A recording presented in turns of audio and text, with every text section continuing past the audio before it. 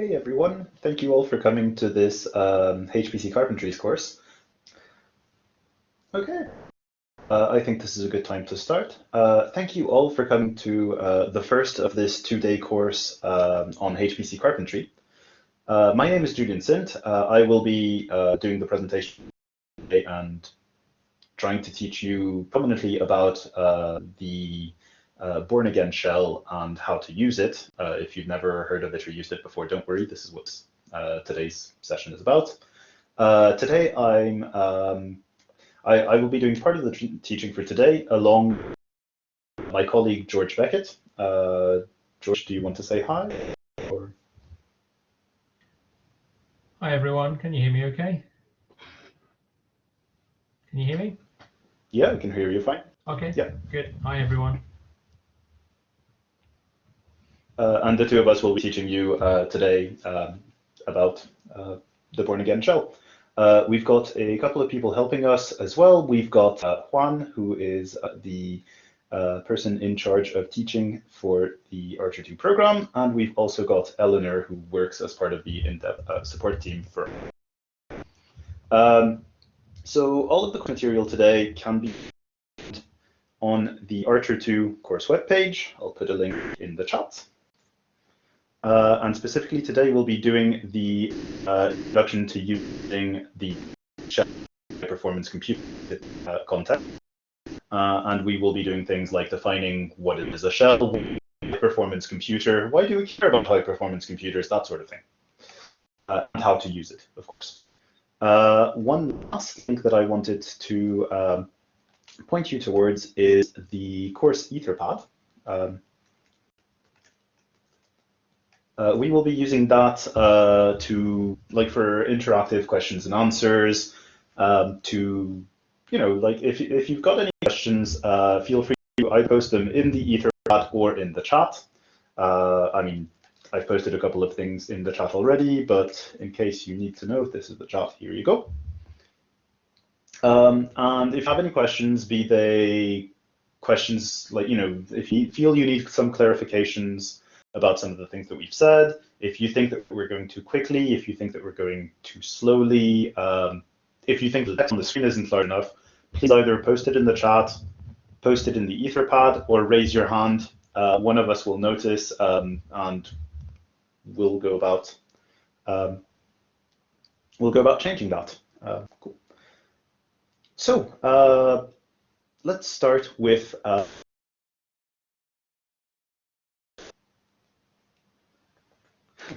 the very start of this session, which is why use HPC. Why, or, you know, first of all, what is a high-performance computing facility? Why would you be interested in using it, and what can you expect to learn about this during this two-day course? A lot of these problems, or a lot of the fields that are being studied by people attending this course, reach the problem that the amount of computing power you need quickly outgrows the amount of computing power that's provided by your laptop or your desktop. And very quickly, you start needing to essentially scale up, or even to get your results either in a reasonable amount of time, or just even to be able to run your simulation sometimes, you need more computing power. So some examples are, for instance, a statistics student who wants to do some, to cross-validate their models, which involves running a model 1,000 times with each time running, with each run taking an hour. Well, if you're going to run that on a laptop, that's going to take you 1,000 hours, which is, you know, or definitely order weeks. Genomics researchers usually, so yeah, you've been using data sets to sequence your data. Well, nowadays with new technology that allows you to do long read sequencing and things like that, you end up with huge amounts of data very quickly, and it's already pretty hard to, like, it was already pretty hard before to run that sort of to run sequencing analyses over that size of data sets when using a laptop, but now it's basically impossible. And you need machines that are, like, specifically made with huge amounts of memories per node. We're talking like in the terabytes of memories per node, or you're just not going to be able to run it. Your simulation, your analysis is going to crash. Or the other one we've had is an engineer in fluid dynamics, or someone doing quantum chemistry, for instance, who wants to either fine-grain their model further, or to make it more realistic, get more of the minute details, or to expand their model, make them bigger, simulate a larger system. So in this case, the example is going from 2 dimensions to 3 dimensions. Well, very quickly, that's going to cost much more simulation time. And that increase in simulation time, there's 2 ways to get around it. Either you just launch the thing on the first day of the month and come back on the last day of the month, hope that the simulation's finished. Or you can maybe try to use a more powerful computing resource in order to make the simulation run faster. And so that's where large-scale computing systems come in. The idea of these systems is that instead of having just a single computer, instead of having just a single laptop or a single desktop computer, instead what you have is a pool of computers. You get a number of computers together and link them together through, roughly speaking, through Ethernet hubs. And then those computers are able to communicate one between the other, which means that you're able to distribute the jobs across multiple computers and thereby tap into the resources of all of these computers. If you're looking to run faster, then you're more interested in, say, getting, having more processors doing the job, and the job split amongst all of those processors will hopefully lead to faster calculations. If you're looking to get more memory, well, more processors, each processor has a certain amount of memory, and if you can tap into the memory from each of those processors to have access to more memory to then maybe be able to do your sequencing analysis. So these groups of computers are sometimes called computer clusters or supercomputers, or recently they've been referred to a lot more as high-performance computing facilities, or HPC for short. In this lesson, we'll be using the terminology, we'll be using HPC and HPC cluster predominantly, but whenever we say, or whenever any of us say HPC, just think you can think computing cluster, you can think supercomputer. They're all synonyms. They all mean the same thing. So what are the benefits to researchers of using a HPC facility? Well, one of the benefits, I've already sort of briefly mentioned a couple of these, but one of them is speed. With more CPU cores, with more processors there for you to work on, and more cores per processors that you can work on, you're usually able to very quickly get run things both faster because the processors are more powerful, but also you can run things faster because there are more processors there for you to use, and each processor has more cores for you to use. So just as a rough example, my laptop that I'm currently using has a quad-core processor, which means that it has 4 cores. A single ARCHER2 node has 128 cores.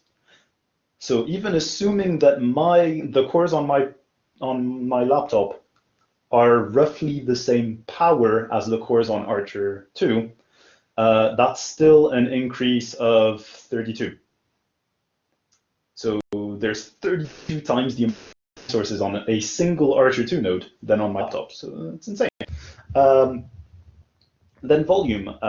So I've mentioned already that each ARCHER2 node has I've already mentioned that you're able to tap into the memory of multiple nodes in order to increase the total memory that you have for a single job, for a single simulation or for a single sequencing analysis. For that one, I'm not able to compare with my laptop because I don't actually know what the RAM on my RAM specs on my laptop are, because I never really run high memory things on it. Sorry about that, but needless to say that each node on ARCHER2 has a significant amount of memory. I think it's 256 gigs, so gigabytes of memory per node. And to give you an idea, like actually for a high performance computing, for DNA sequencing, that's actually quite low per node. So there, my partner works in DNA sequencing and analysis, and she has access to some computing facilities where they have closer to 3 or 4 terabytes per node of memory, which is much more what she needs for doing her sequencing analysis. But still, 256 is significantly higher than what I'll have on my laptop, no question, and what most people will have on I've probably got about 24 gigabytes of RAM on my laptop, off the top of my head. This might be wrong. Efficiency. As I've mentioned, many of these HPC systems, they operate in a pool and can be used by many and are drawn on by many users. So the advantage of having this pool is that, well, if one day you need to run a job that uses up, I don't know, 100 nodes, let's say, and then the next day you need to run a job that uses up 1 node, well, by having access to a HPC facility, you can launch both of those things without having to first buy all 100 computers, place them in the room, only to use them for 1 day. That would be rather inefficient. George's laptop only has 8 gig. I'm sorry to hear that, George. I might be wrong, to be honest. I'm probably overselling my laptop here. Yeah, so efficiency. The other advantage is for a lot of HPC systems, you can have different types of computers or computing facilities available within a single HPC system.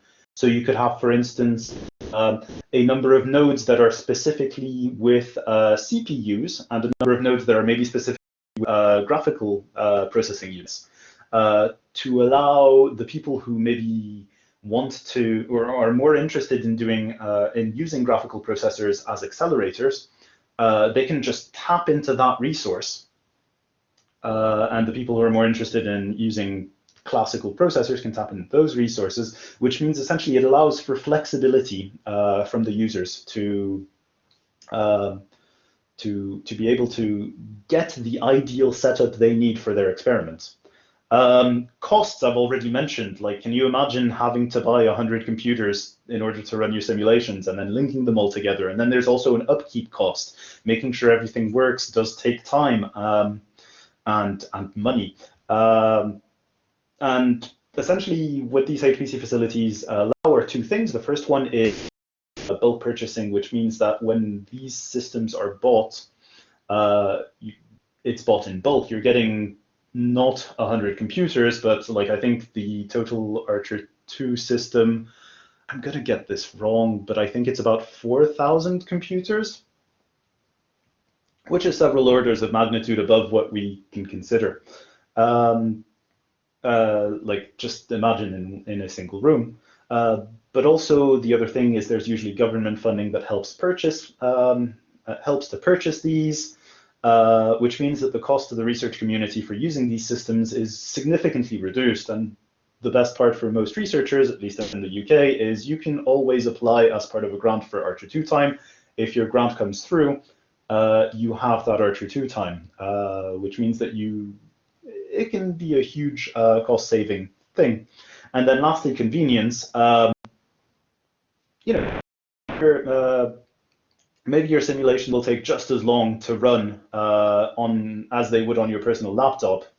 But one of the great things about, imagine that you've got a, 12-hour simulation to run, and it takes 12 hours on ARCHER2, or it takes 12 hours on your laptop.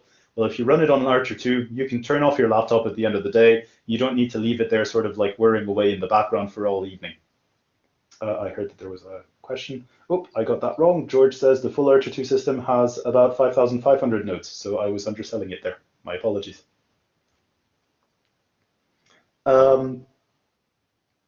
So given all of this, if everyone could go back into the Etherpad, how do you feel that HPC facilities might help you overcome some of the that you've seen in your research?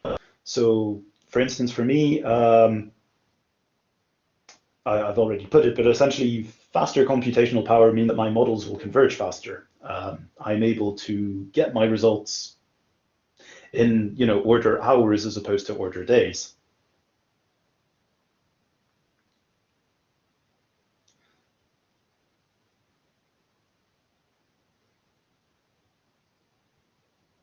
Just check that.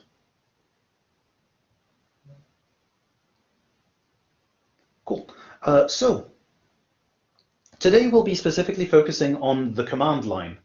And the command line is what you'll see on, I mean, I think all HPC systems, there might be a couple of Windows run ones, but I'm not sure actually if that's the case. But definitely most HPC systems involve you having to use what's called a shell through a command line interface. And through that command line interface, you're able to either run specialized software or even write some code, or but in order to use this command line or this shell, I'll be using the terms interchangeably. You will there's a certain activation energy that's needed. At first, a shell looks rather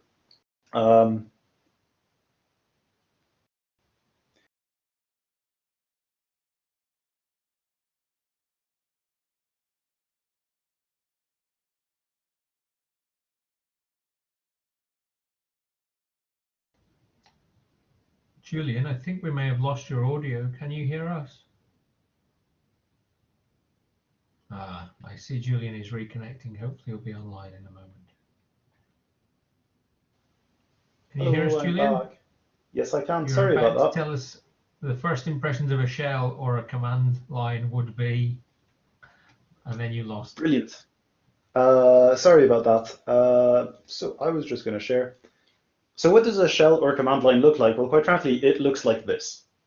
You log into a command line interface, and you get your username, the name of your machine if you're lucky, and then you get a lovely flashing thing. And then you need to, this is all you get.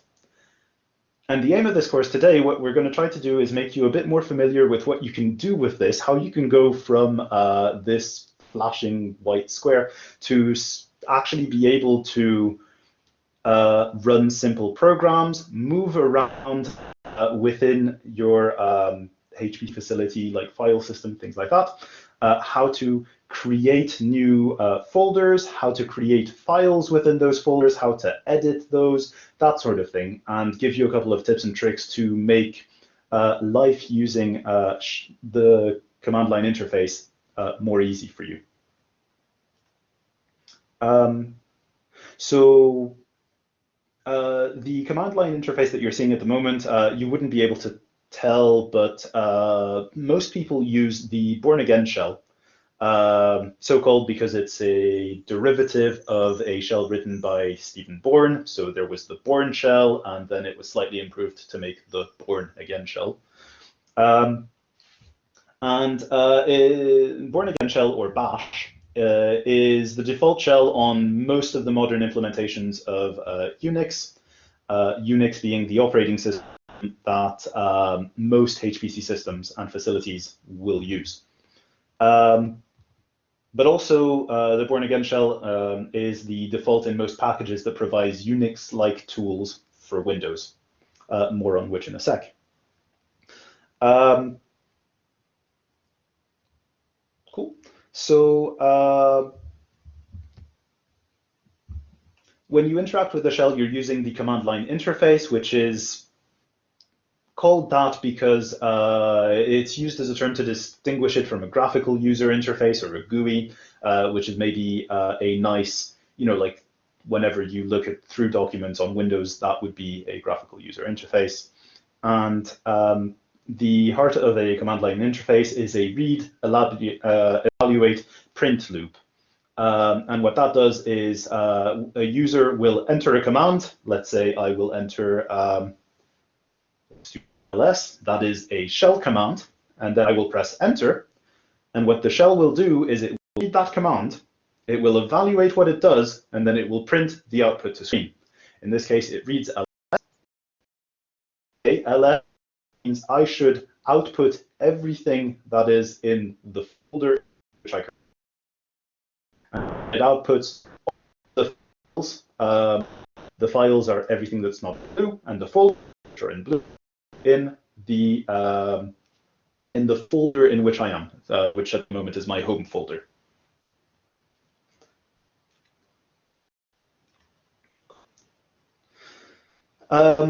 So for the rest of this lesson,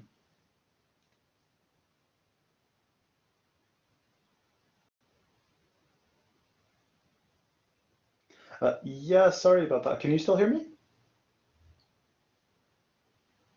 Yes, no, yes. Yeah, was breaking a little bit at the just before. Okay, well, sorry about this. My internet connection seems to be appalling today.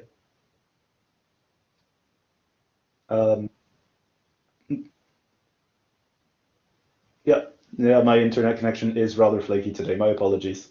But yeah, so for the rest of this Sorry lesson, for what is not sharing your screen or your terminal. Yeah, I've chosen not to share my screen for the next moment or so in order to hope that my connection gets better. Yeah, just double checking. No problem. But for the rest of the lesson today, we will be learning to use the Unix command line, also known as bash, and we will use these new skills to connect to and operate a high-performance computing supercomputer, namely ARCHER2. Regarding the connecting to ARCHER2, today we'll be predominantly testing out bash on ARCHER2, whereas tomorrow will be more running jobs on ARCHER2. So with that, we'll move on to the second part of the lesson, which is logging into ARCHER2. I will share my, I'll share my screen again. Just one moment. Move that. So we're talking about how to connect to a remote system. And to start with, I would like to ask for the Windows users. I strongly recommend using MobaXterm for this, because MobaXterm is the most easy to use shell. So if you like, you can easily download it. My screen's not sharing anymore, is it? Yes, it's not sharing. Cool. I think I know what the issue might be, actually. Oh. Let's disconnect you, and then you won't use up any time. But yeah, so I'll just close this actually for now. For any Windows users, I would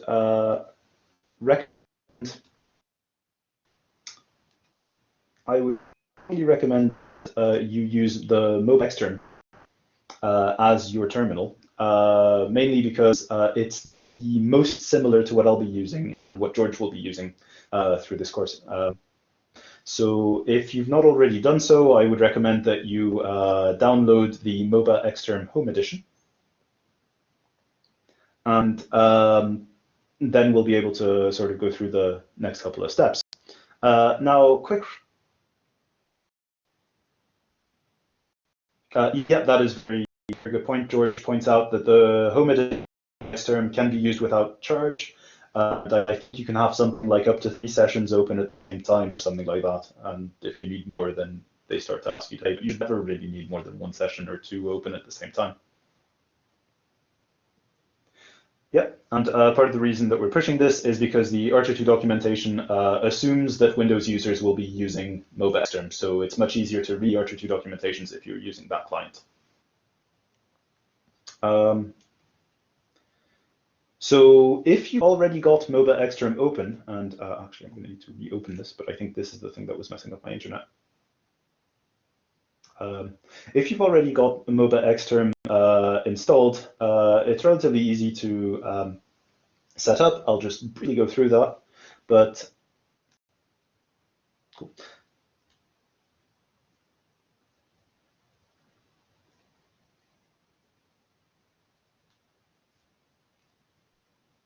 Sorry, this using of the virtual machine is really okay.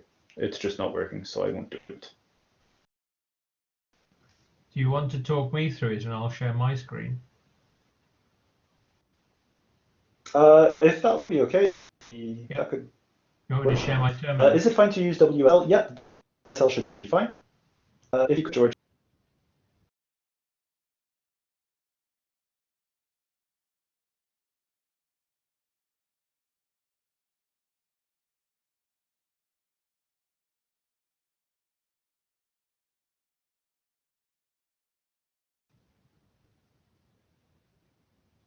Okay, hopefully you can see my terminal window shell. Yeah, that's perfect. So if you're using MOBA Exterm, you'll get something that's a bit like this. If it's your first time using it, if you click on Settings, yeah, this is only for Windows users. It'll take 30 seconds max. But if you click on Settings and then Configuration, you should get a pop-up window. And unfortunately, we can't see it at the moment on George's screen because he's only sharing the MOBA Exterm window, but that's absolutely fine. In that pop-up window, there is a line at the top that says Set Local Folder, and you'll want to set that to somewhere within your My Documents folder. Yep, there we go. So persistent home directory. You'll want to click on the little folder icon at the yep, right there, and then choose somewhere which is within your documents. You can create a new folder if you need, but setting documents is a good way of making sure that anything you then do is saved. Then you click OK, and then you would click OK as well for the configurations. And then just for good measures, I would recommend that you restart your MOBA Exterm session. So you've made some modifications. It's a good idea to restart at that point. And that's the end of the Windows users part. The next bit is for everyone. Could I get a show of hands, please, of the participants? How many of you have already gotten access, have already logged into ARCHER2? If you've logged into ARCHER2, please could you put your hand up? Okay, so there's about 4 of you, 5 of you. If you've already been able to log into ARCHER2 and you have an account, you don't technically need an account under the TA028. But if you've got an account in TA028, you've already logged in, the things I'm about to tell you are things you've already done. You're more than welcome to, like, you don't need to stick around for this and can come back at, I believe it's 11:55, where we'll be continuing with an introduction to using shell, though you're welcome to stay if you want. And it's 10:55, my apologies. So if you've already logged into ARCHER2, you can come back at 10:55. That's absolutely fine. For those of you who haven't logged into ARCHER2, yep. How do I stop sharing? I'm gonna, if you go where you shared, there's a big pause button. Yeah. Yep. Oh. So see where it says share applications and screen? There's a circle with a square in it. Oh, stop sharing. Oh, well, that's obvious. Brilliant. Thank you. Sorry about that.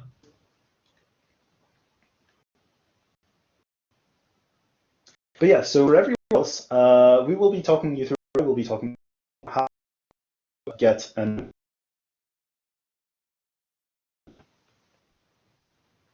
The first step to getting an ARCHER2 is you will all please put your hands up if you have not logged into ARCHER2 yet and have an account.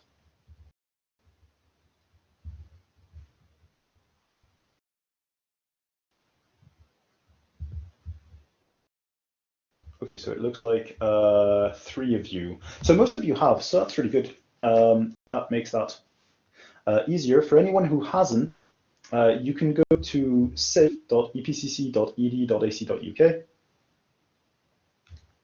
I will put a link in the chat.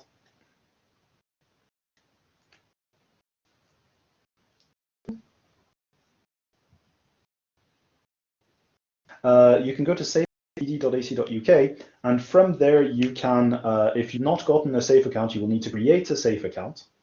And once you have gotten a safe account, you will need to go on.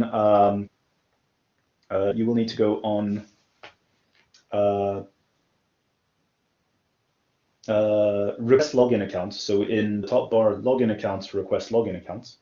So on safe.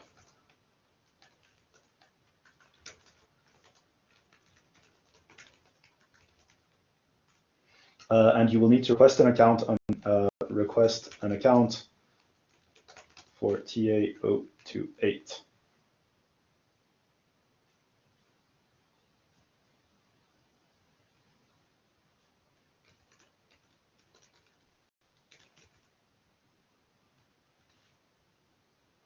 Cool.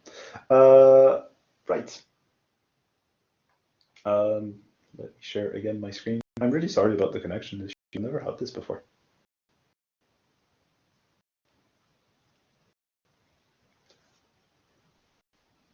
Yeah, that works. Cool. Actually, okay, let's pause that for a sec.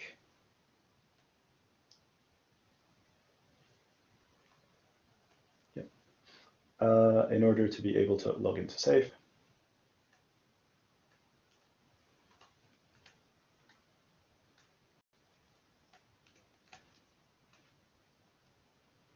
Here we go. Now let's start again.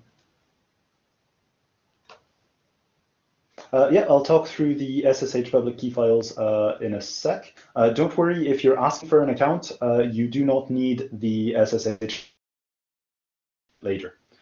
So you would need to go on, said you would go projects, no, sorry, login accounts, request login account. And then you could request a login account under the correct budget. I'm not going to do that now because it's taking up. Now, one of the things that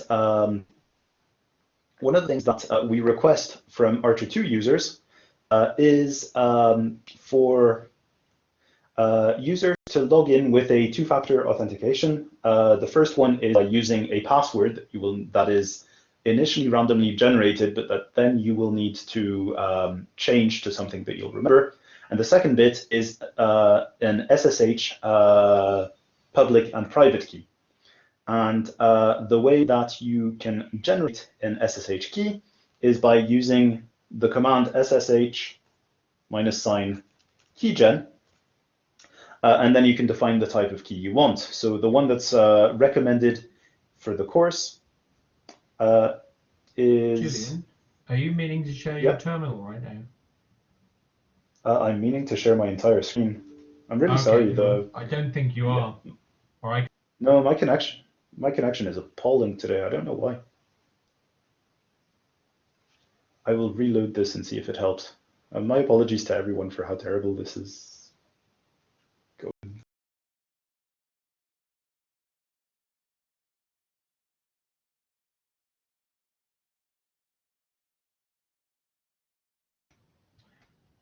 You'll be pleased to know that I can see several users have now successfully signed up on Safe, so I'll approve those accounts.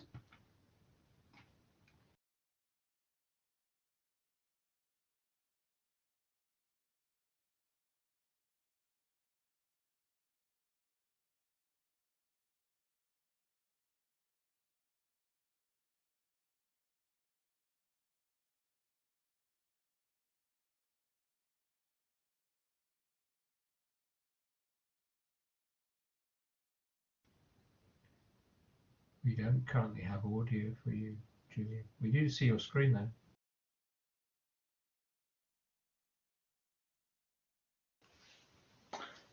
Because I forgot to unmute myself. Cool. So for to create an SSH key, we suggest that you use the SSH keygen command. That will generate an SSH key, but then we want to specify a couple of extra parts to it. So the first thing that we want you to specify is the -T tells you the type of cryptography that you should use. By default, this is RSA, but here we suggest that you use the ED25519 encryption command, which is shorter and which is a shorter key than RSA and has a comparable strength. So we're just telling SSH keygen, I want you to generate a key, and I want it to be encrypted so that it's harder to decode and harder to hack. And I want you to use this encryption command. Julian, you're not sharing your screen. Do you know that? No. So yeah, as I said, my connection's appalling. I don't think I'm able to both speak and share my screen. Okay. Which is not ideal. You want me to try and share my terminal again if you want me to talk me through it, or is that not helpful? Yeah, I can try maybe doing this. Maybe this is better. But please let me know if my screen no longer, like if I'm no longer sharing this window. Okay. Because I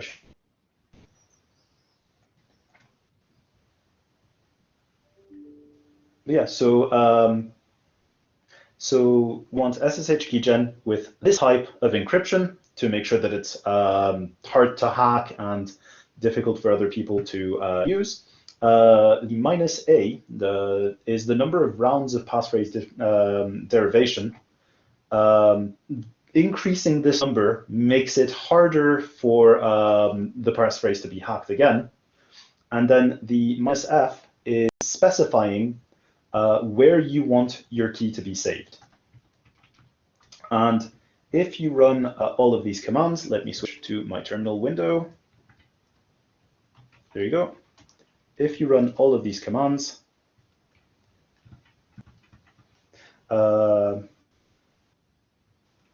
oops, not what I want.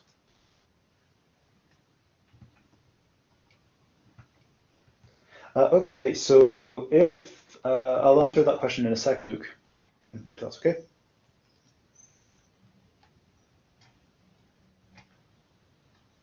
There we go. Then here it'll ask you for a passphrase. Please enter a passphrase. This is important for making sure that your key is like, without a passphrase, anyone can take your private key and just use it to log in as you, which is not something that you want. So please use a passphrase.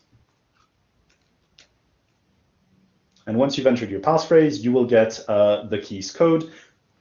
I shouldn't be sharing this if I was ever going to use this key, because anyone could copy this and pretend to be me, provided they knew my passphrase. However, I will never be using this key because I've already got an SSH key there. And then if I look in the directory where I said I wanted the key to be done, so which is ~/.ssh, if I do ls tilde.ssh, you can see that here I get two new files. I get ID ARCHER2 underscore ED25519 and ID underscore ARCHER2 underscore ED25519.pub. The top part is my private key. The bottom part is my public key. You've lost your screen share again, I'm afraid. This is really frustrating, and I'm really sorry about this.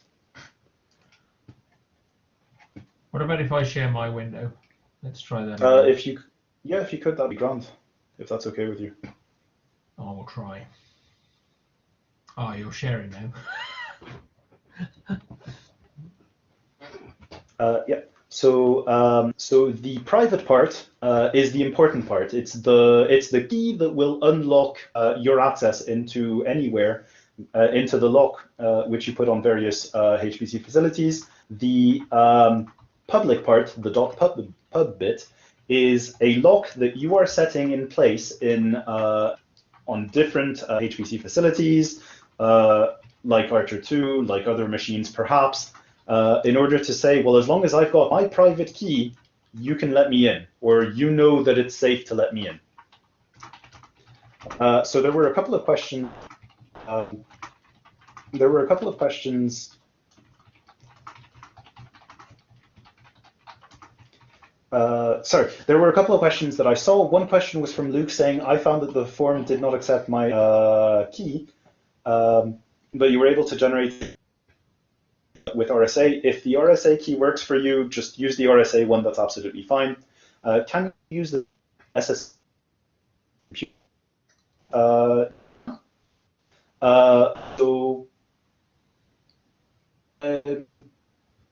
would say George is partially correct with his assessment. You can use the same SSH key for various HPC systems, provided that you keep your private key on a local system that only you have root access to. The idea being, as long as you're the only person who can see your private key, having your public number of systems is absolutely fine. It's a public key. Anyone can see anyone else's public key on ARCHER2, for instance. So sharing your public key across various systems is absolutely fine. Lost my screen again. So once, yep, that's okay though, because I was about to switch screen. Check that that comes up. There we go. Once you've generated your public key,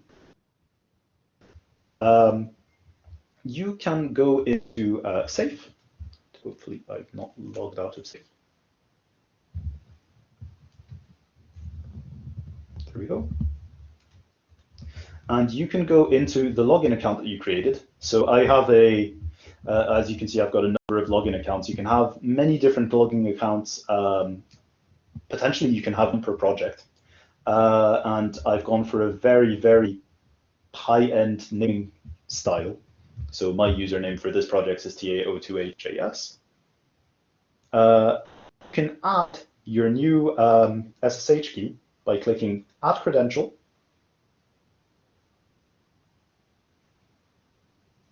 Which type of credential? Well, you've got one choice, it's SSH public key. And then there are two ways of adding it. You can either choose the file and find, in home, for me it was in home, then .ssh, and the key that I generated is this key. I'm not going to add it because you will see what the private part is. And you want the .pub key, or the other way that you can do it is by opening the .pub key. You can open it in something like WordPad or Notepad or anything like that.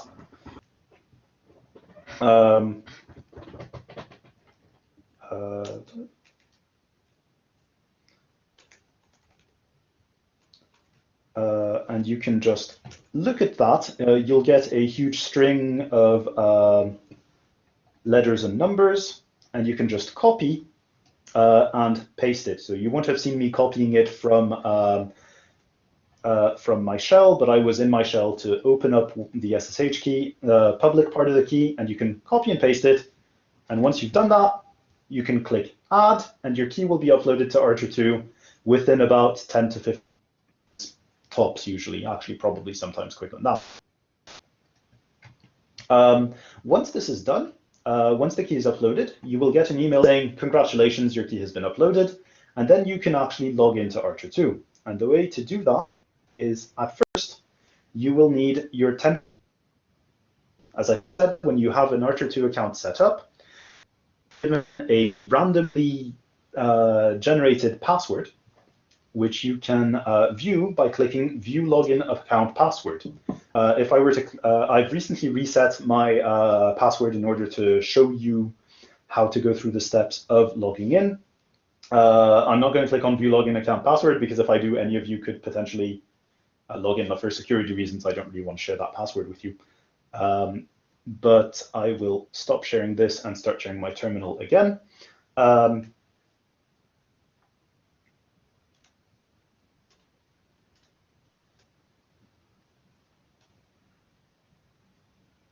Just making sure my terminal is sharing.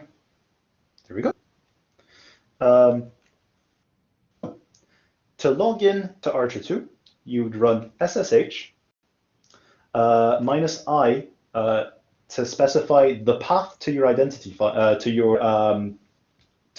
the private key that you've just generated, which for me would be .ssh. Sorry, it would be ~/.ssh/ and the one that I've just generated would be ARCHER2. That's the one I've just generated. That's never the one I use. So for me, it would be the RSA. I still use RSA as well. It's absolutely fine.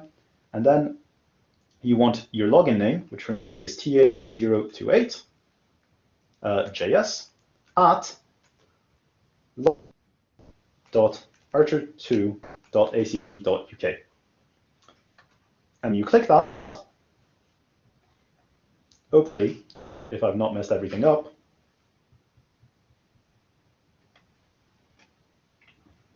did I miss that? Nope, it's just my connection being super slow.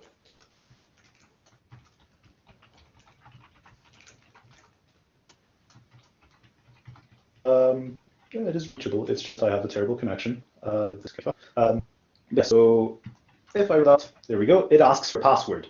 Now, the first password you will have to enter is your temporary password, the one that you found from safe. You can just copy and paste it. And then it will say you are required to change your LDAP password immediately. And then it'll say enter login brackets LDAP password. There, it is asking for your temporary password again. So you can paste again. And now it asks for a new password. And you can enter a new password. Note that your ARCHER2 password and your SSH key passphrases are not the same thing and should not be the same. For security reasons, you want different passwords for different things. So I will write my password. It will ask me to retype my password. So something that catches a couple of people out is you'll notice that when I type my password,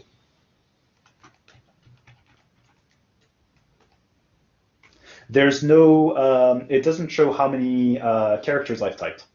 So my password was, let's say, order 10 characters. It doesn't show 10 characters. It just has the flashing thing like this. That's, am I not sharing anymore? No, right now. Let's try that again. But yes, so when you enter your new password, it will not show how many characters you've already input, which is something that sometimes catches some users out. But it is keeping track of everything that you've typed. So you enter your temporary password, then your new password, then re-enter your new password. And if the first new password and the retype of the new password are the same, you will get a message saying the password has been changed, and then it'll ARCHER2. Could I ask that anyone who is, could I get a show of hands from people? Please let me know if you've managed to now log into ARCHER2. Put your hands up if you've managed to log in now.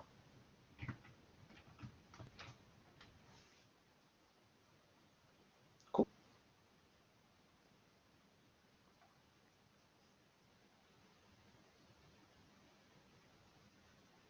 Cool, yep, I have as well. I can put my hand up. There we go. And I'm going to lower the hands that are already up. Could I ask for a show of hands? Please put your hands up if you have not yet managed to log into ARCHER2. Okay.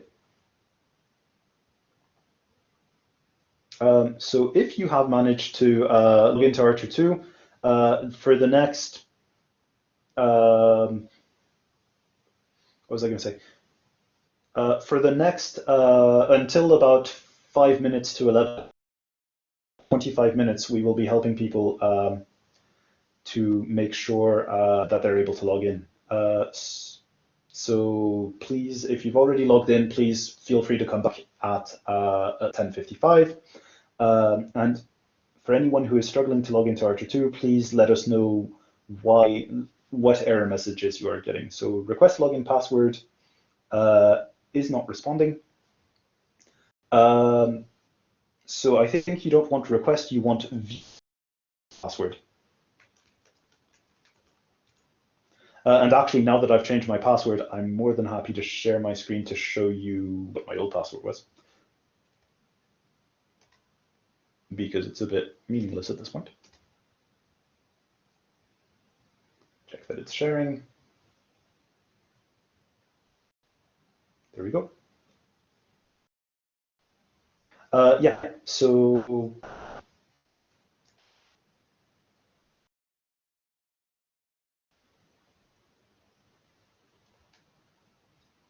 that's the one I want.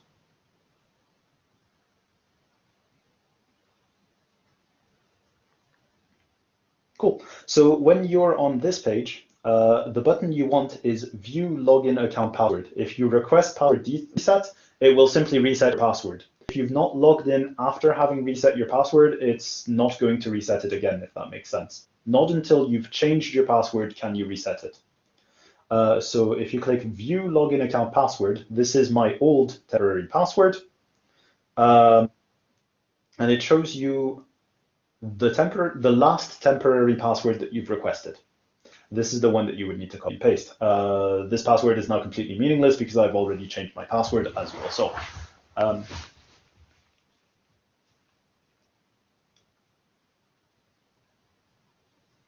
The view login password is not responding. Cool. Let me stop sharing my screen and check that you've requested an account for this. Could I ask, actually, before I stop sharing my screen, when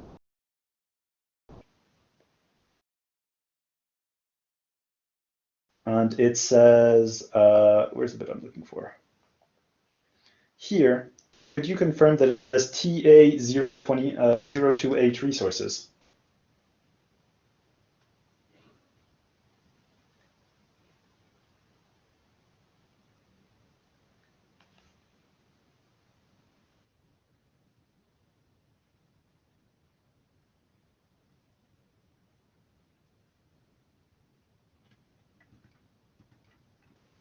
Oh, that's brilliant, Luke. I'm really glad to hear it. So I can't see Debanjan, I hope you've pronounced your name correctly there, in the list of users for this project. Cool. So in which case, But I Debanjan. can see they've requested an account and I have just accepted it. Okay, brilliant. So I think it may take a few seconds to propagate, but I have now seen your account request. Cool. So you should be able to view the login account password as soon as the account status, which is under username and machines, you have status. As soon as that says active, you should be able to view your login account password. So my suggestion would be the following, which is we're already about 5 minutes behind schedule, which shouldn't be too bad. But we've got a very long lunch, and a lot of what we're doing in the next couple of sessions you can do without being on ARCHER2. It would I'll be talking through things so that people can see what it's like on ARCHER2, but I imagine it will be quite easy to catch up. You should be able to do similar things on MOBA Xterm or Terminal from within your local system. So shall we carry on and help people over lunch, or would you rather take a couple more minutes to make sure that everyone's logged into ARCHER2? Could I just confuse the matter slightly more, Julian? Seeing as this is always a particularly challenging morning. So I have been alerted on a channel that ARCHER2 is going to go for an emergency maintenance at lunchtime. It will be offline from around about 12:05 and should be back by the time we start our afternoon session. But people won't be able to work on ARCHER2 during lunchtime. There's an emergency Okay. maintenance session that's been scheduled for the break in our training to do some remediation. Sure. I think that's absolutely fine insofar as most of the things we'll be doing today shouldn't need access to ARCHER2. It would be better to have access to ARCHER2, but we wouldn't need it today. Okay. Marker said, could they get a breakout room? Are any of the CSE team willing to help Marker? It looks to be a password problem that they're seeing. And Marker, I hope I'm pronouncing your name correctly. Okay, thank you. Holly is going to join Marker in a breakout room. And hopefully Holly can get Marker into a breakout room. I saw that Juan had some clever way of moving people between rooms, but I have no idea how he did it. Is breakout rooms new? I've never seen this feature until today. No, it's been there a while. So if you go in the share contents, there's a breakout room button, and you can click on that and drag people from one room to another. Oh, okay, I get it. All right, so perhaps I can drag people if necessary, but I won't just now. Yep. Good. Okay, so hopefully, there we go. Holly and Marker are now in a breakout room, and hopefully it's a reasonably quick thing to fix with a screen share and a bit of one-on-one time. The only one I wasn't sure about was Christian. I don't know if they've managed to fix their problems again. They seem to have a permission problem with their certificate. Otherwise, I think we can carry on for just now.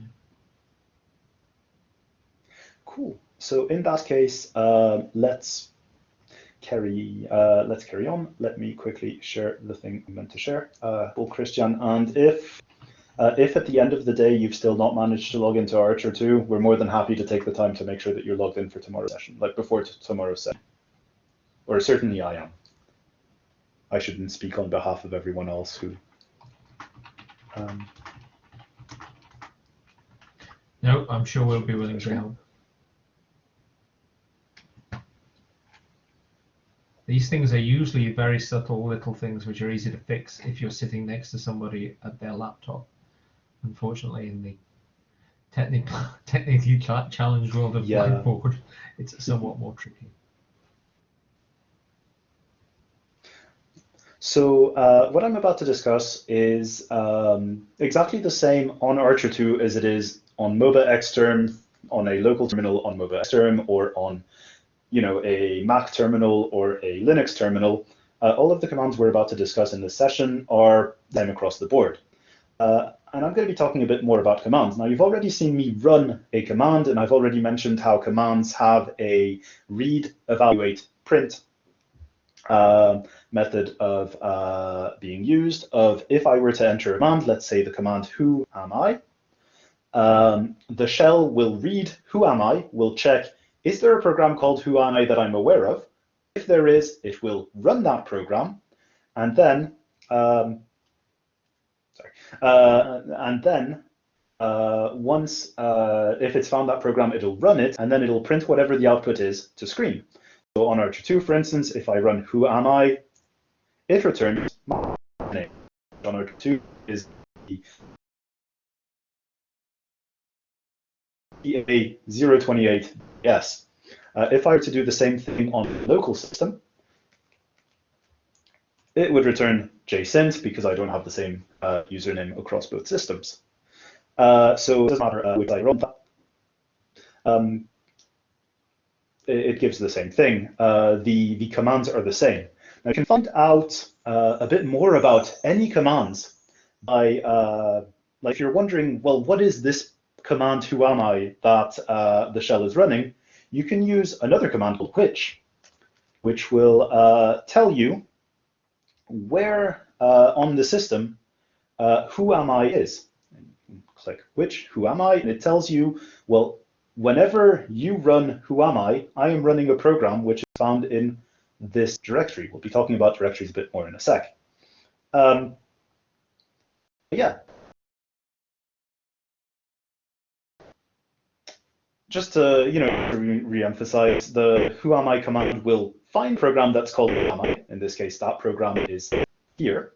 it will look at that program, and then it will run it and display that output at the end. And once all of that is finished, once all that's finished, it's found the program, it's run the program, it's output the results, and then it lets me, it puts me back to a command prompt where I can run further commands. And that's true across both systems. Now, the next bit, and I kind of jumped the gun a bit here by saying you can use which to find out where whoami is. To get an idea of where things are using the command line, there are a number of commands you can use. The first one is, like now that you know who you are, now that I know that I am TA028, actually let me clear that so that's a bit higher, closer to the top.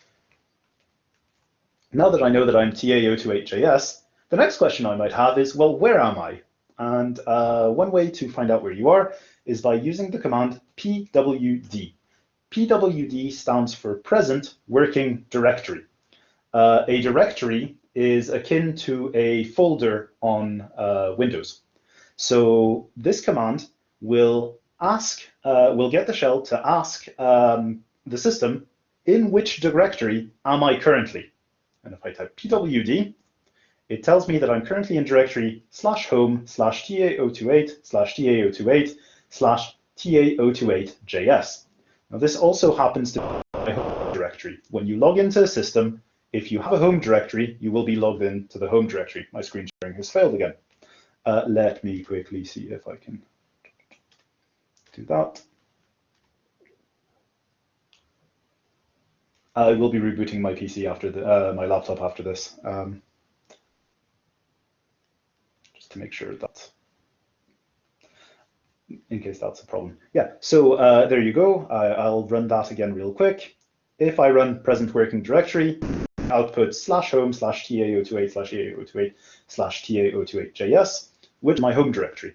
And it's telling me, and when you log into a system, you will always log in to your home directory. This is true if you open a new terminal session on a Mac or a Windows, on a Mac or a Linux machine, you will always start in your home directory.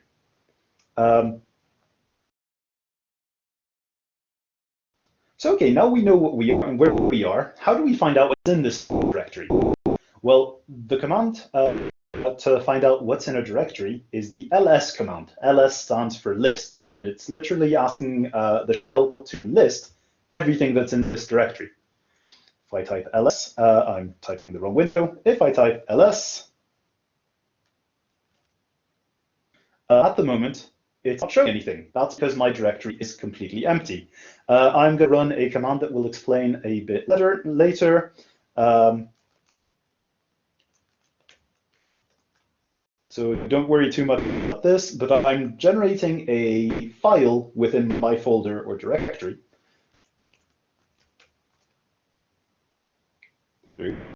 And now if I type ls,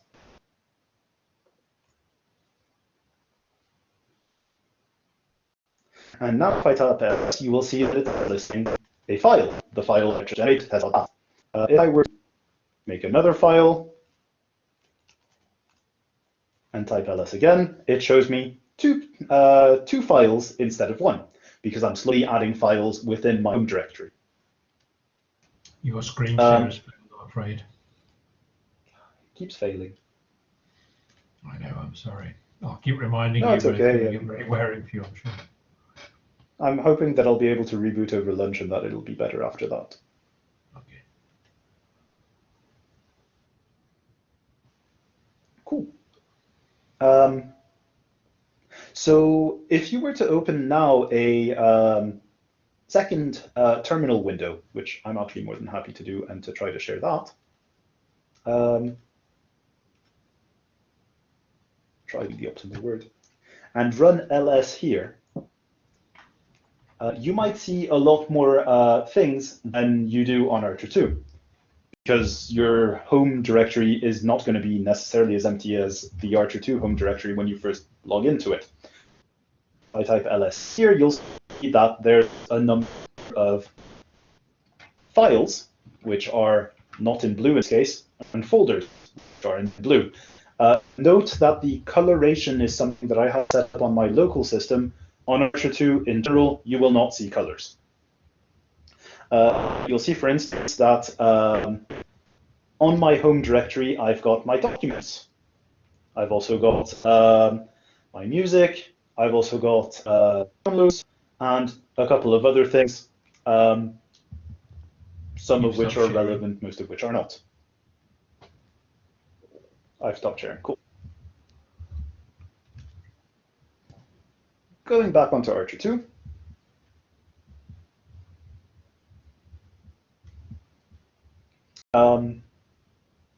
So on ARCHER2, I've got a couple of files there. What if I wanted to make a folder? What if I wanted a folder in which to keep all of these new test and trial files that I've made? Well, to do that, what I would use is use a command called mkdir, which stands for make directory. A directory is the same as a folder in Windows. I mean, if you've used Windows, you know what a file, what a folder is, so you know what a directory is. Just yeah. And let's call it test repo or repo. And I've now, if I run ls again, you'll see that now three things come up. There's the test.dat, there's trials.dat, and there's test repo. Now, what do I do if I want to go into this new directory? For doing that is cd, and cd stands for change directory. And I want to change directory, and I want to go to test repo. So if I do that, you'll notice two things. The first one is here, instead of saying tilde, it says tilde/test repo. But also, if I were to run present working directory, it now says that I am in /home/da028/da028/da028js/test repo. So I've moved into this subdirectory within my home directory. So just to re-emphasize, you can make directories with the makedir command, and you can move into directories with the test repo command. And I could keep doing that all day. So I could totally just make another directory, cd into that directory, present working directory. I'm now in home ta028/da028js test repo, and I can just keep doing this, but not very useful, so I'm probably not going to. So this is great, provided I'm only wanting to go one way into directories, which is further and further down. But what do I do if I want to, let's say I want to go back to my home directory? What can I do? Well, there's a couple of ways of doing this. The easiest one, and the one I would recommend, clear real quick, the one I would recommend is if you run cd tilde, the tilde will automatically be changed to whatever your home directory's position is. So if I do that, and I run present working directory, I am back in home/ta028/ta028/ta028js. And now you'll notice that when I was in the test repo directories, the path increased by showing me where the test repos were, and the first bit is a tilde. And now when I'm in my home directory, I see only a tilde. That is just to indicate I'm in my home directory. Let's go into next thing. When you're moving into directories, you can move into multiple directories at the same time. So I can go into the deepest of the test repos quite quickly. And then you'll see that I'm test cd to a place by specifying the absolute path. Take this, copy, paste it, if it wants to paste, there we go. Press enter. And now you'll notice I'm back at tilde. I also noticed that my screen stopped sharing.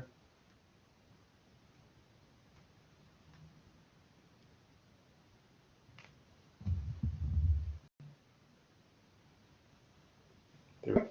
Now you'll notice that, I'll do that again. If I cd and then the absolute path, so all I've done here is I've copied the answer I got when running pwd in my directory. And if I run that now, and run pwd, I'm in my home directory.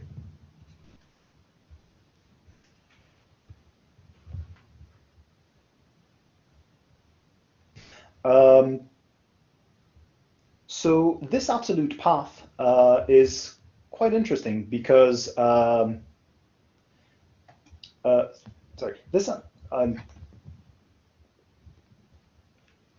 sorry, where was I? You're not sharing, just so you know. Yep, yeah.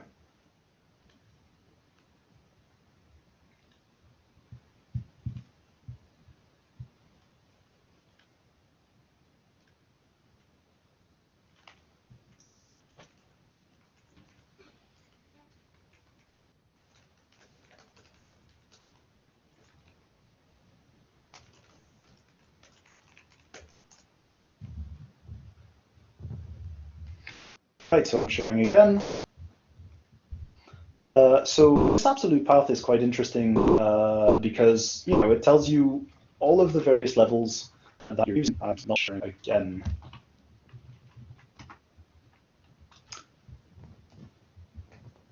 Cool.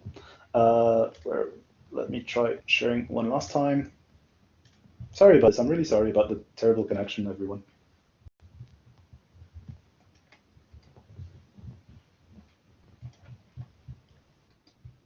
So this absolute path is quite interesting because it means that at the moment I've only been looking at my home directory, but I can use this to maybe go to a higher directory, like for instance, go into the TA, the /home/TA directory, and then run ls and see what's in there. You'll notice there are two folders. There's the TA, the one in which my home directory is, and there's another folder called shared. But I can actually go higher than this if I want. I could go cd/home and run ls. That shows me all of the various subdirectories within like in the home directory. I can go even one further higher by going cd/ and running ls. And here I see all of the, well, I see that my screen's stopping.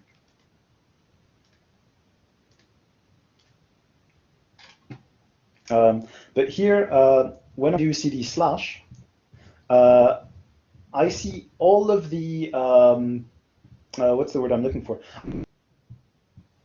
That all of the system files are here. So there's things like, where is it? There's the boot files, there's all of the home directories for everyone, there's libraries, library4 files, option files, all of that. It's all, loads of system files are here.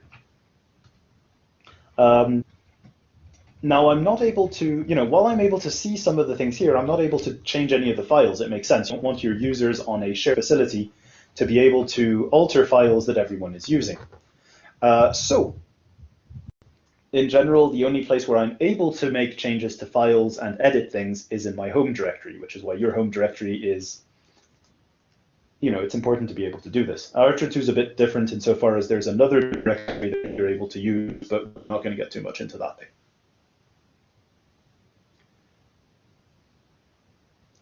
So at this point, the next thing that you might be interested in is, let's go back into test root or test repo.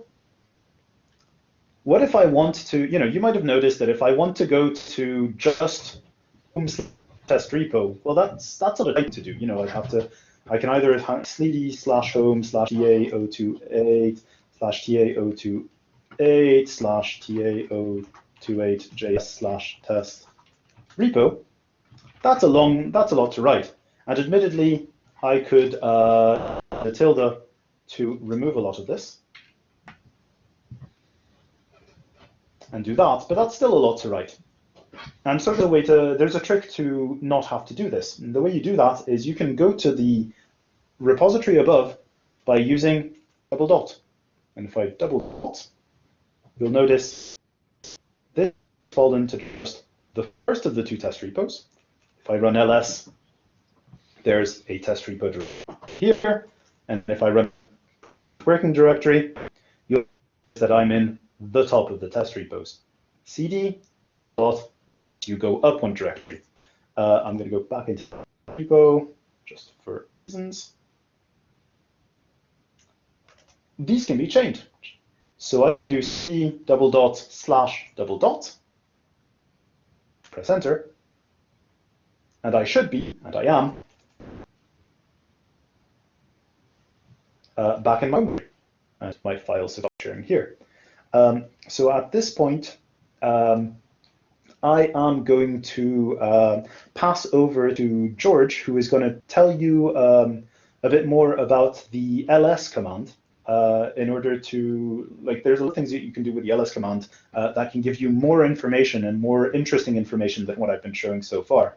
So if George's okay to take over, I'll pass it on to you.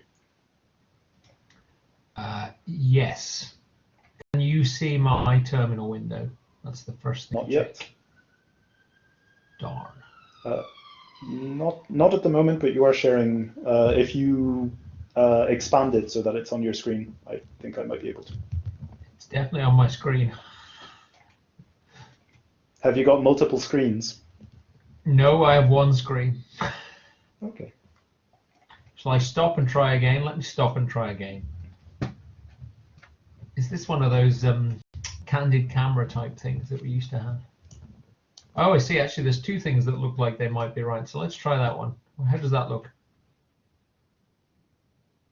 Can you see that? Yep, that looks perfect.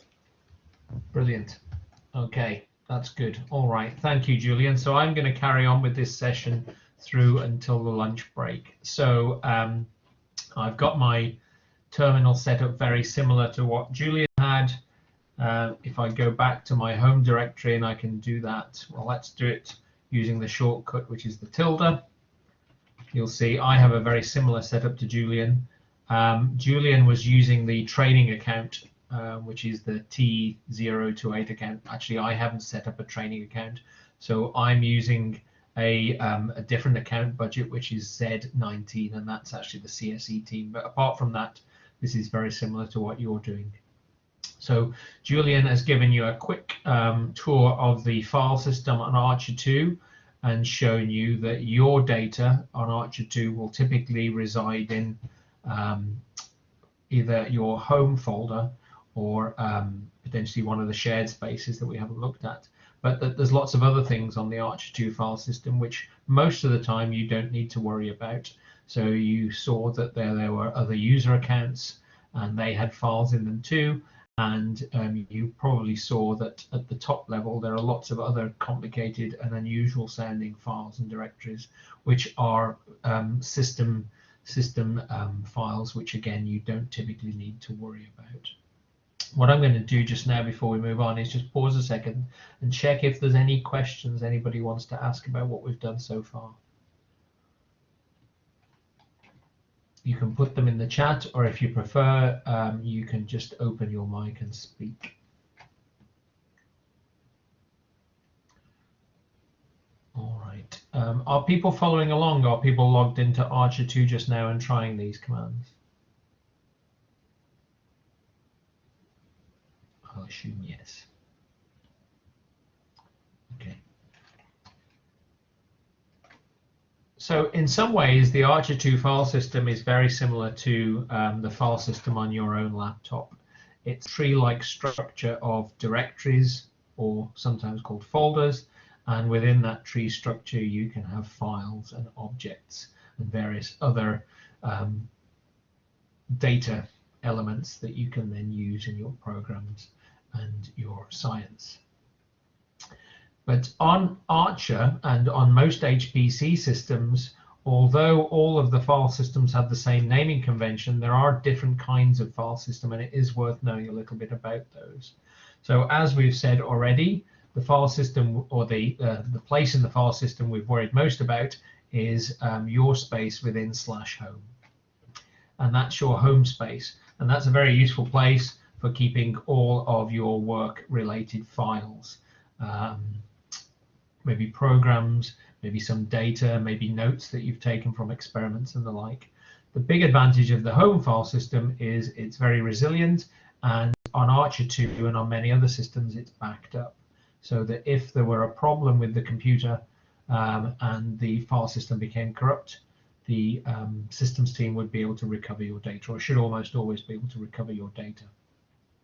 However, on ARCHER2 there's another file system called the work file system, and if I cd into /work just now, and I've used the / at the start of the command, so I'm from the root of the file system, and ls, I will see there's a whole range of accounts within the /work file system, and these almost identically mirror what we have in the home file system. So within work, I can then cd into Z19, which is my account that I'm currently working in, Z19 again, and then I should have a user space in there, which will be gbeckett. There you go. And if I look in there, I don't have very much at the moment. I've long since stopped actually doing real computational science. They don't let me log on to ARCHER2 very much, so I don't do very much. This looks very similar to your home path that we had earlier. The main difference is it begins with /work rather than /home. But it is important to know the difference between these two file systems, because the /work file system is a much faster and higher performance file system. Data that's read from and written to the work file system is typically handled much more quickly than with the home file system. Now, if you're editing a little file or you're doing experiments like we're doing today, you won't notice that difference. Everything happens within microseconds anyway. But if you're running a complex simulation on ARCHER2 and you're engaging maybe hundreds or thousands of the nodes that make up the system, then the time it takes for your program to access your data may be significant. And if you're running on a less performant system like home, you may find that your application is slowed down by that. So on ARCHER2, we have two file systems. We have what's called the home file system, which, as I say, is good for keeping copies of your configuration files, your notes, maybe some of your data files. It's robust, it's backed up, but it's a little bit slow. And we have a /work file system, which is much higher performance and much better for actually the interactions with the programs that you'll run on the computer, but it is not backed up, and so it is only really meant as a temporary store for files that you're actively working on during your actual work. Some other HP systems have other file systems which aren't in ARCHER2 at the moment. And if you look at the notes for this session, you'll see that some of them are noted there. So one of them is called a scratch file system. A scratch file system is, as the name maybe suggests, workspace where you can store data. It's very similar to work in some ways. It's usually high performance. It's not usually backed up. But unlike a workspace, your files may only live there for a short period of time, maybe a few hours. But it's generally a much larger file system than the workspace. So if I write a file into work, as I've got here, I've got a folder called our experiments, that will stay on this machine until I either delete it or the service ends, assuming there's no problem with work and it gets damaged. If I put this our experiments folder in the /scratch, potentially I could have a much bigger set of experiments within that scratch, but it's likely to be deleted after a period of time, so I have to be aware of that. Also, some systems have what's called a RAM disk, and a RAM disk is a quite specialized file system which is best understood once you get more into using an HPC resource. Typically it's very, very fast, but it's rather than being on a physical disk, it's on the actual memory of the nodes. So there, even more so, data persists for a very short time. So just to recap, on ARCHER2 we have two file systems. We have the home file system, which you can get to with a shortcut tilde, and we have the work file system, which in almost all cases will look very like your home file system, but instead of beginning with /home, project account user, it will begin with /work. Are there any questions just now?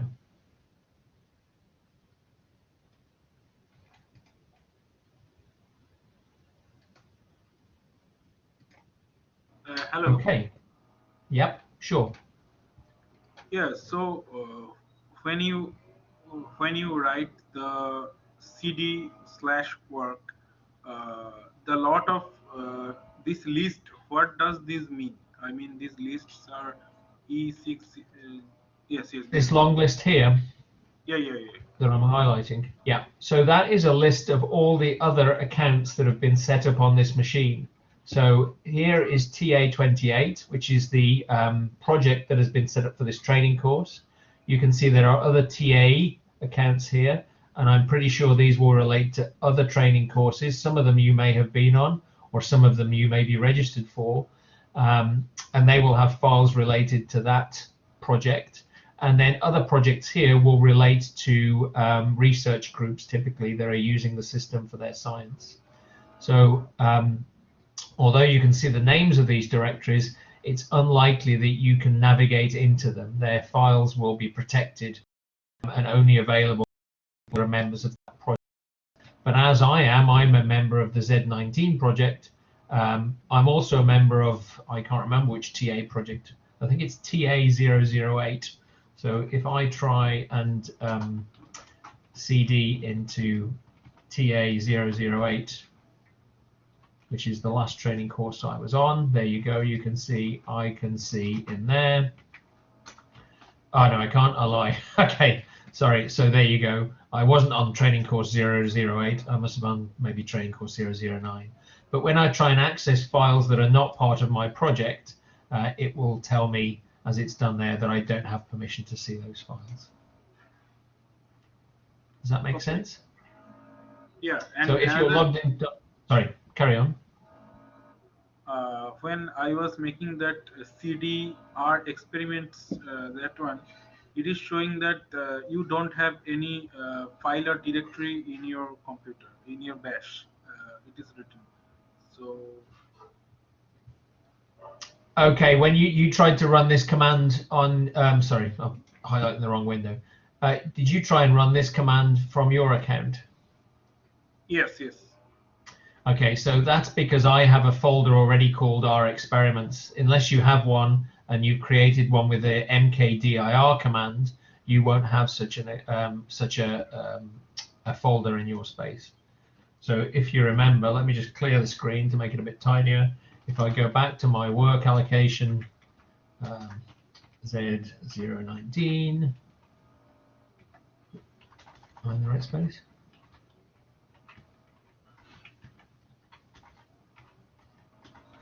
Oh, sorry, Z19, I can't. This is my workspace, so it's different to your workspace, and all I was saying is in there I have one folder called R experiments, which I can CD into. And there you can see, obviously, a few test runs of using the R statistics package. But unless you've created that folder in your account, you won't have that folder. Does that make sense? Yeah, I got it. Okay. So if I look in my home space, you can see some of the same folders that you probably have because I was following along with Julian. So within my home space, I have a bin directory, a documents directory, something called public bin, something called repos, a temp space, and the test repo, which was the example that Julian was using. So again, just as you can, I can log in, navigate into the test repo. Does that make sense? Yes. Okay, great. Yeah, so if you're logged into ARCHER2, you may have, like I did there, saw a message pop up in your terminal, and that's just, as we mentioned earlier, there is an emergency maintenance session that's been scheduled for lunchtime. They need to do some remediation. There's some problems. Thankfully, the problems won't affect this tutorial. They're actually on the back-end compute resource. From our perspective, it will work fine. But the system will go down around about 12 and should be back by 2 p.m. All right, so we've learned 3 commands so far. We've learned the ls command for listing the contents of a folder. We've learned the cd command for changing between folders or directories. And we've learned a couple of commands for creating and manipulating folders, such as make mkdir. And did we look at removing directories? I can't remember if we've done that or not yet.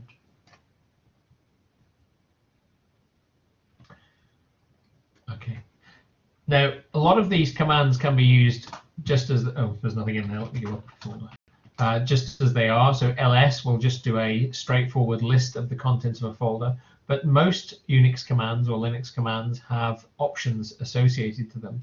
And a simple example is to use ls and to specify an option to list everything. So you might think that ls by default lists everything in a folder. That's not strictly true. It lists the files that it thinks you're interested in. But you can ask ls to list everything, and you do that by giving it the -a option. On ARCHER2 and on most HPC systems, command options are usually prefixed by either 1 or 2 minus signs. So if I type ls -a, I can see I get a slightly different view of the folder than I had here. So previously it showed me I had those files and folders. When I do list all, ls -a, I should still be able to see all of those. I can see the bin there, I can see bin, I can see temp, test repo, but I can also see lots of other files. I can see my something called bash history, bash rc, g4th history. All of these extra files begin with a full stop, and that's a special code in Linux and Unix. If a file begins with a full stop, then it says that it's a hidden file. This is nothing to do with security. It's just files that are typically uninteresting to you. And so a lot of programs will create their own hidden files, which aren't typically visible when you look at a directory. But if you need to access them, you can, using, for example, the ls -a command. There's a couple of special files it may be worth noting here. So there is a file called .. That is, as you may have guessed or may not, the path to the next directory up. So if you remember, Julian showed you how you could use cd .. to move to the parent. The way the file system works is it actually looks in this file, and this file tells it how to get to the next directory up. And you've also got .. which is an even more special file, and that is the current directory you're in. So if I do if I do cd .. it does absolutely nothing. It just tells me to change to the directory I'm already in. Is that okay? Another useful option for ls is the -l command, which means list the contents in long format. And if I do that, I get a slightly different view. Again, I've got the same objects, files, and folders that I saw here, this time in a sort of table format, but now I've got some other information. First, I've got here, you don't need to worry so much, but I've got some permissions, which we'll talk more about later. A number here, which again, we don't need to worry about. Then I've got the my username. This is because I'm the owner of this file or object. And this is the account name I'm using, and so I'm the owner of this file or object, and it's in this account Z19. I've got a 4096 here. I think that's the size of the file. Now all of my files are the same size. This is because they're directories. If I actually had a real file here, it would be different, but they're 4096 bytes long. And then I have a date, and that date will tell you when that file was created. So if I can find something a bit more interesting than that, let's go into what's in documents, for example. Nothing. Okay. Let's have a look in the bin directory. All right, something there. So if I do ls -l in the bin directory, I can see a slightly different output. This time it's telling me that this file is around about 148,000 bytes, so about 148 kilobytes in size. Again, it's owned by me and within the Z19 project. And it was created the same date as the bin directory. That's because it's in the bin directory and it's the only thing in there, so I must have created these two at the same time. Is that okay? So we've got ls -a to list everything, and we've got ls -l to list in long format. And as with almost all options on a Linux command, you prefix them with a minus sign. You may say, well, is that the extent of what I can do with ls, or are there other commands? And one way to find out is to ask for help. And most commands on Archer will accept one of two options. they will either accept a -h command, which means give me some help, or they'll accept a --help command. Unfortunately, there's no way of knowing which, so you typically have to try both. I know that ls requires a --help. So if I type ls --help, I will get a rather long listing of text. Where's my ls -help gone? I've lost it. There we go. There, that's where I started, so everything from here. So it tells me the usage. The ls command takes a bunch of options and then optionally some file specifiers, and it will list information about the files in the current directory by default. And then, okay, this is quite a complicated output, but I can see I've got my -a option here, which says do not ignore entries that start with a dot, or in other words, show me everything. I've got various other options here we haven't looked at. Some of them are quite complicated and maybe not particularly relevant now. Down here, I should have my -l option. There we go. Use a long listing format. So ls -help will give me a long list of all the different options that I can use, and then below that it will actually explain in often too much detail what the command actually does. So that's one way of getting help, to actually type the command and then add the option either -h or -help. Another option is to use what's called a manual. And to use a manual, you need another command. Let me just clear the screen so it's a bit easier. You type man for manual and the command you want to look at. So if I do man ls, I will get, oh, actually there are two options here, so that's slightly annoying. I'm going to go with option 1. It doesn't really matter. There we go. So it tells me again similar information to the -help option, but format slightly better. And I say slightly better. If this was 1980, you would probably think this was a modern day format, but in the 21st century, it still looks quite archaic. ls, list directory content. Here we go. I can add options and I can specify some files. Here is a list of the options.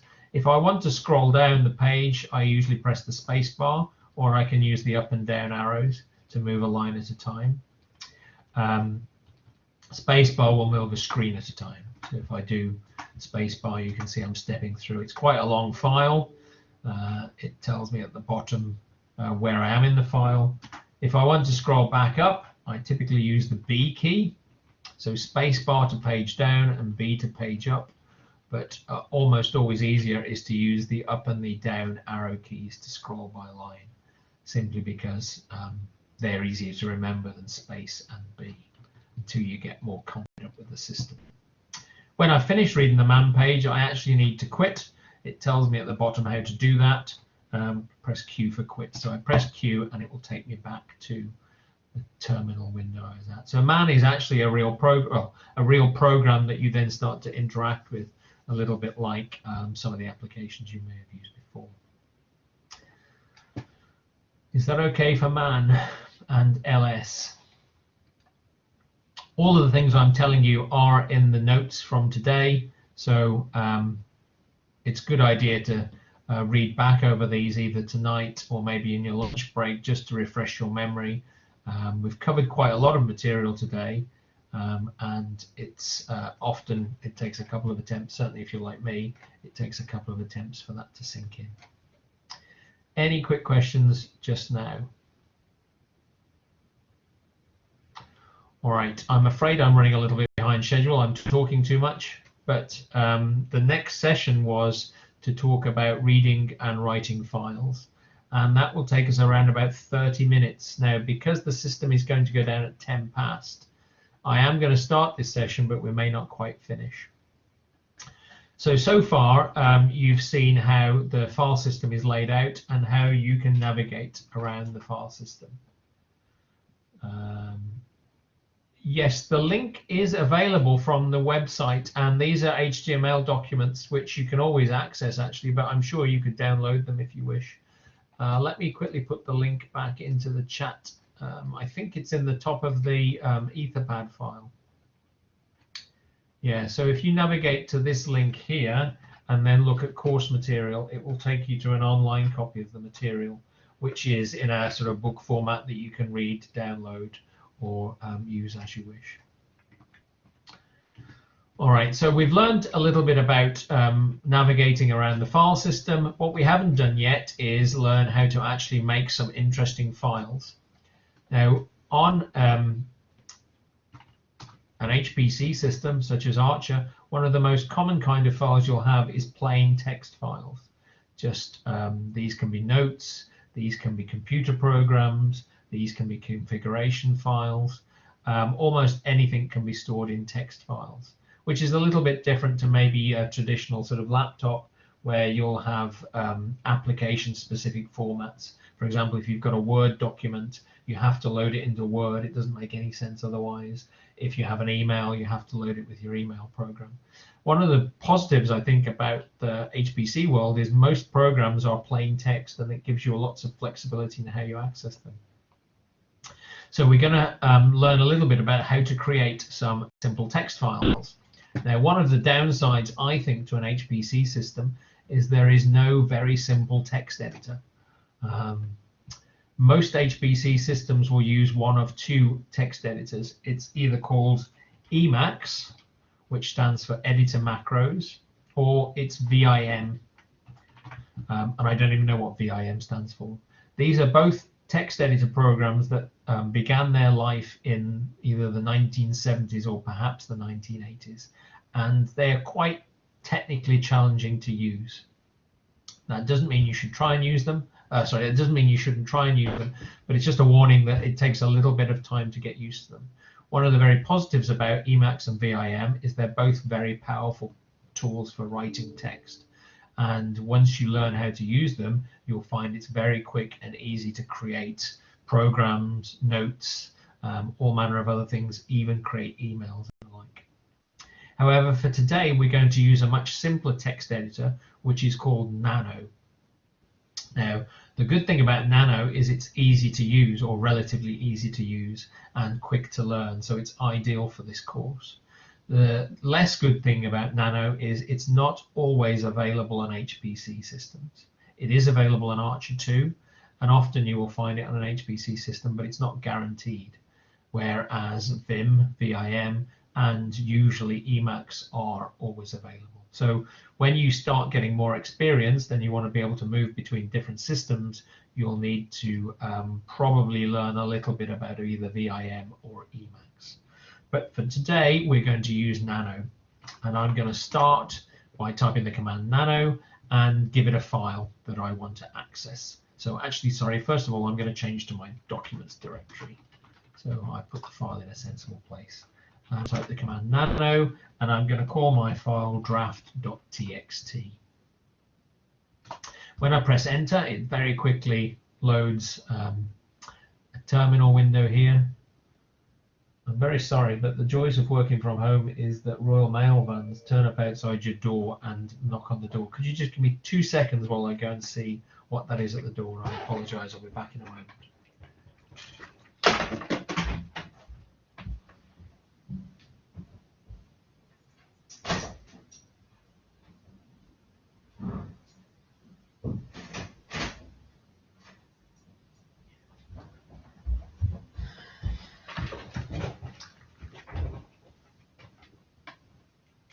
Okay, I'm back. Sorry about that. So yes, what I've got on my screen now is another program called Nano. It tells me at the top. It's GNU is the company or the organization that makes it. And Nano is the name of the program, and this is version 2.9.6. At the bottom, I've got various bits of text. These are actually quick help to show me how to do various commands, and we'll look at a bit of that later. But the flashing cursor, or the cursor, is at the top of the screen, and if I start typing, then it will just enter that text. I'm trying to copy what's in the actual documents, but I can't type and read at the same time, and talk. So if you've got Nano loaded, you can also do some typing in there.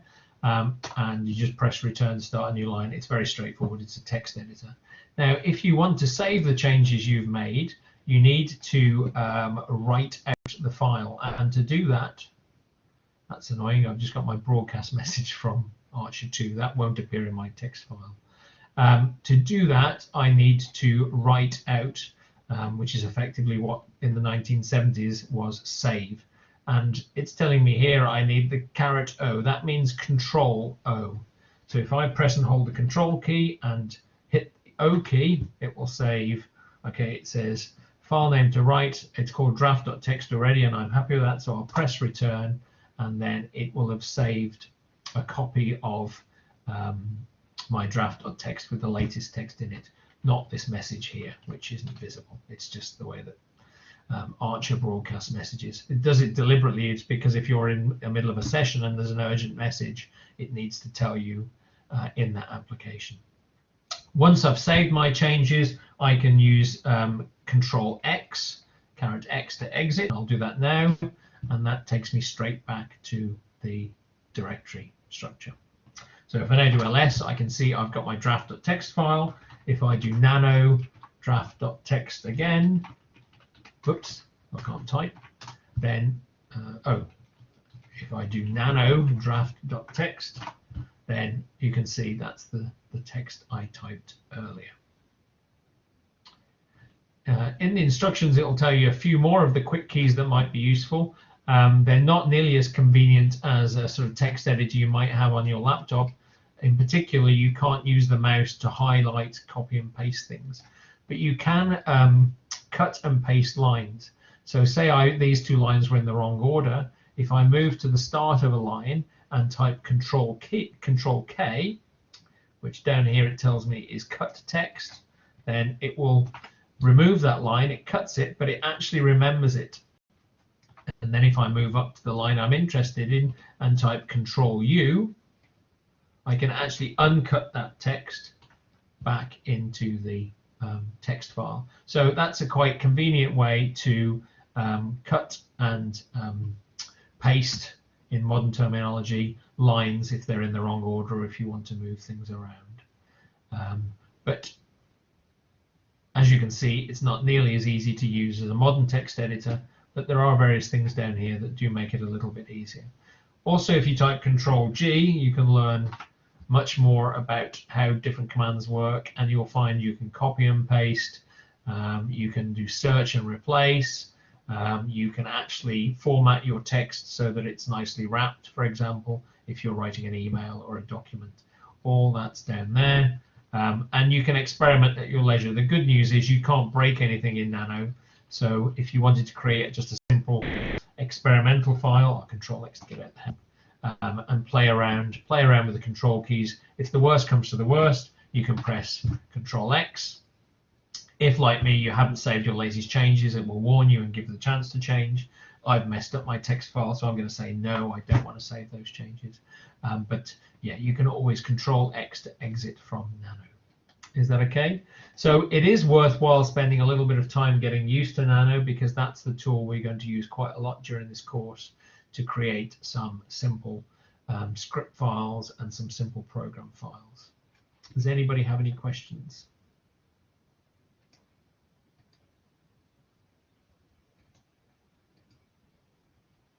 Is that all right?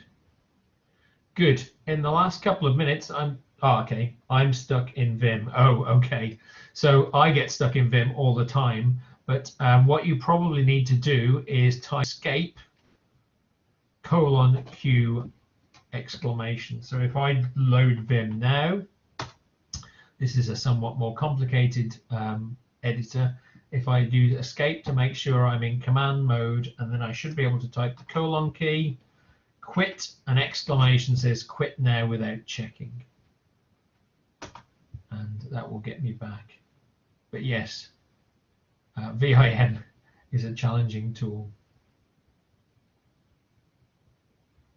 I'm not sure what the Twitter paste is, whether that's meant for me or maybe it's a mistake. All right, any other questions about Nano just now? Ah, good, all right. So yes, VIM, there are some very introductory instructions as part of the course notes. At some point, you will probably want to move on from Nano to either VIM or Emacs. It's a tweet about Vim. Okay, is it a positive or a negative? I'll have a look at the break. But yeah, you probably will want to move on to one or other of those text editors because they do give you much more functionality, but they're a little bit tricky to get used to. And as I say, their origins are back in the 1970s when computers were used in a different way to the way they are now. All right, I said that one of the big advantages about Linux and Unix is you're not necessarily tied to very application-specific formats. I've created this text file here called draft.txt in Nano. I should, if I'm brave, be able to load that into VIM. There you go, and there's my text file. It's not publish or perish anymore. It's share and thrive. I can't remember how to get into edit mode. That's the first thing. I think I have to go to I for insert mode. Okay, yes, and then I could add another line if I wished. But then I have to escape and then type control and then control WQ will write and quit. So that should make sure that my changes are saved. And then I can go back into Nano. And yep, I've got my third line. To be fair, that's not much use. So I'm going to use control K to get rid of it. And then control X to exit. And yes, I would like to save my changes. Okie doke. Are there any questions for just now? Okay, we're just coming up to 12 o'clock, which is meant to be our lunch break. Given that the system will be going offline in around about 5 or 10 minutes, I suggest that we pause there. And then after the break, we are a little bit behind schedule, but we'll resume at 2 p.m. and we'll have a look at how some slightly larger files, which will be the latter part of this section of the tutorial. We'll download some sample science data from the internet and show you how to unpack it and then have a look at the contents. And the advantage of that is it's a much bigger file than you've got here, my little draft.txt file. So it will take a bit more sort of more advanced techniques to access properly. Is that all right for everyone? Okay, so I should be sort of online over the lunch break, and possibly some of my colleagues will also be around. If you are still having problems either with logging in or any of the material that we've covered this morning, just drop us a message in the chat on the Blackboard system, or you can post a question in the Etherpad. I'll try and keep an eye on both of them, although I am going to go and grab a cup of coffee and a sandwich. I'll come back in a little while and check, and then we can try and cover any questions in the break.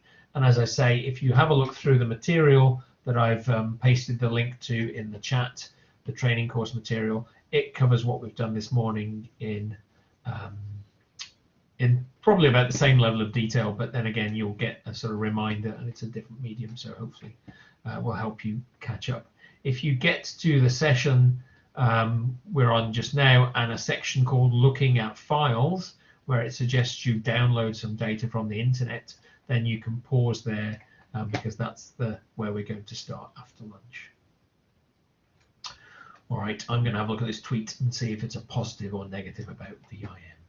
But thank you all for joining us this morning, and I look forward to seeing you again after the lunch break. I apologize, we've had a few issues this morning. I know Julian had some internet connection problems, but hopefully that hasn't too badly affected your experience. And I realize a couple of our users, I think 3 or 4 of our users actually, had some problems connecting to ARCHER2. Again, hopefully we can fix those pretty quickly. Otherwise, I'll see you at 2 p.m. Goodbye for now, everyone.